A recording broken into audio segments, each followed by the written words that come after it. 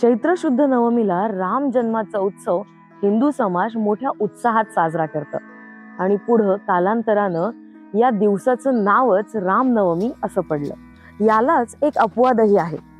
अयोध्येच्या वैश्य समाजाच्या मते रामाचा जन्म हा मार्गशीर्ष पंचमीला झाला आणि त्यामुळे ते अगहन पंचमी साजरी करतात। अगहन म्हणजेच मार्गशीर्ष। राम जन्माच्या तिथीबाबत दुमत असेलही, पण रामाबाबत क्वचितही नाही। उत्तर कार्यापूर्वी आपल्या जन्मदात्या बापाचं अस्तित्व विसरून संपदेचे लचके तोडणाऱ्या मंडळी पुढे अजूनही रामाचं अस्तित्व कसं काय टिकून आहे? कारण राम हा केवळ दशरथ पुत्र नसून या घटाघटातली चैतन्य आहे।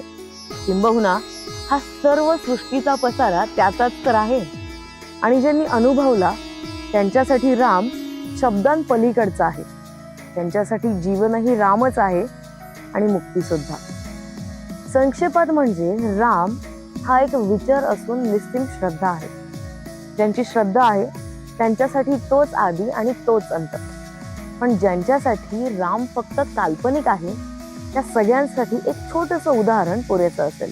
राजकीय निवडणुकीत निवडून येणं किती कठीण असतं हे आपल्याला सगळ्यांना माहिती आहे, पण अशाच वेळेला अरुण गोविल, दीपिका चिखलिया, अरविंद त्रिवेदी, दारासिंग रंधवा आणि यासोबतच नितीश भारद्वाज यांच्यासारख्या कलाकारांनी फक्तच हे चरित्र साकारलं, या श्रद्धेचं चरित्र साकारलं आणि ते निवडणुकीत सफल झाले।